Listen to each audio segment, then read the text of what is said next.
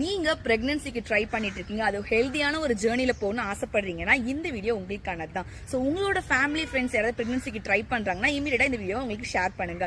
So pregnancy அப்படின்னு பேச்சை எடுத்தாலே எல்லாருமே வந்து விமன்ஸோட ஹெல்த்துக்கு தான் வந்து இம்பார்ட்டன்ஸ் கொடுப்பாங்க.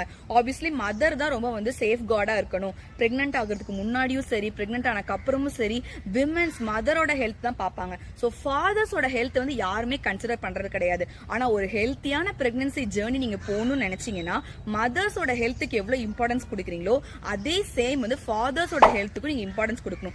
ஏன் அப்படி பாத்தீங்கன்னா பேபி வந்து மதரோட ஊம்ல, அதாவது கருவறையில வந்து உருவாகும் போது அம்மாக்கும் பேபிக்கும் உள்ள கனெக்ஷன் பாத்தீங்கன்னா அந்த தொப்புள் கொடி தான். இதுல இருக்கக்கூடிய ஒன் ஆஃப் த ஸ்ட்ரக்சர் பாத்தீங்கன்னா ஃபாதரோட டிஎன்ஏல இருந்து தான் கிரியேட் ஆகுது. ஸோ ஃபாதருக்கு வந்து ட்ரிங்கிங் ஹேபிட் இருக்கு, இல்ல ஸ்மோக்கரா இருக்காங்க, எக்ஸசிவா ஜங்க் சாப்பிடுறாங்க, இல்ல ஹைப்பர் டென்ஷன், டயாபெட்டிஸ், ஒபிசிட்டி இந்த மாதிரியான ப்ராப்ளம்ல இருக்காங்க அப்படின்னா அது வந்து அந்த ஸ்ட்ரக்சர் கிரியேட் ஆகும்போது